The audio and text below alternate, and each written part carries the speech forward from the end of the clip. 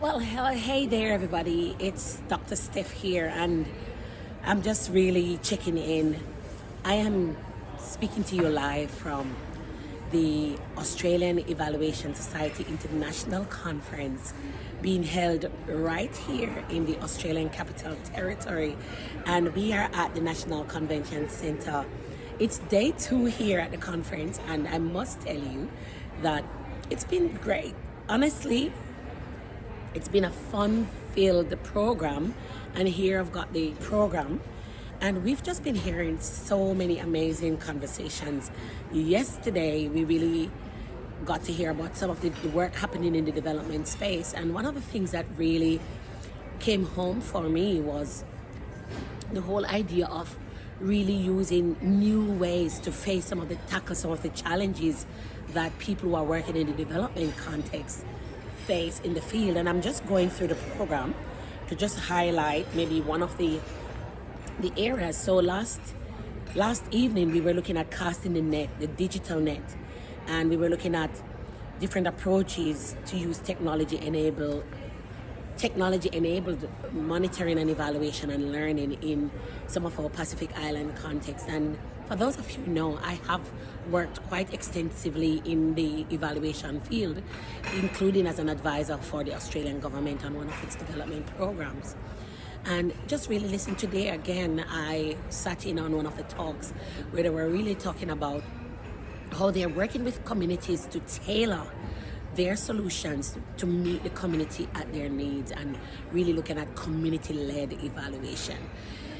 Another concept that really was very clear and emerged out of this conversation today was, listening to people. And I was listening to a few of the Aboriginal and Torres Strait Islander-based conversations, and one of the key takeaways for me was, why not just apply all these amazing cultural lens to everybody and make everything that we do so culturally sensitive or so respectful, that without us having to have 1,000 different iterations or 1,000 different frameworks and policies for every single individual group in the population, why not have one that is so culturally sensitive that it naturally enables us to be sensitive to the needs of everyone? Let's treat everyone equitably. Let's treat everyone with respect, instead of us creating 100 different frameworks for every small group and every person with a particular need. Then if we are applying that cultural safety and that,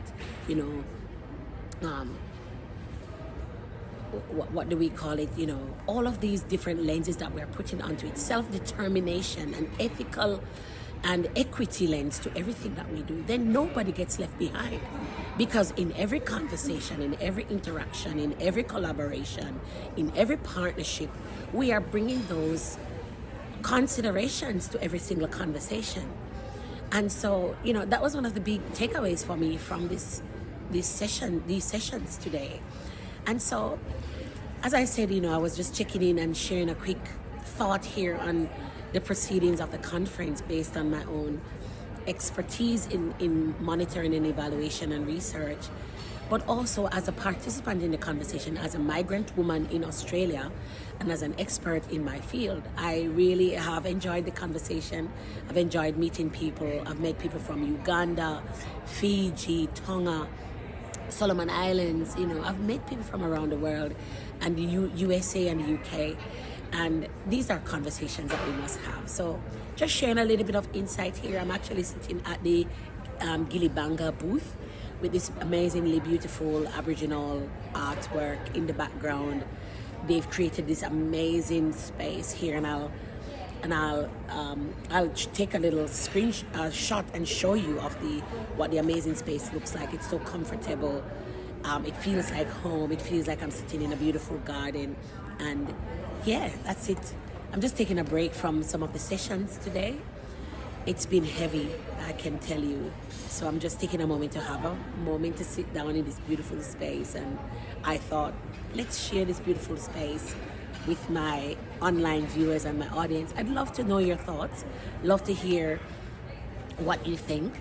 I'd also love to know about whether you are interested in having support to develop evaluation capacity building in your organization, in your workplace, or for just you as an individual, because these are some of the things that we can explore together next time. So thanks for joining, thanks for listening, and I'll see you in the next video.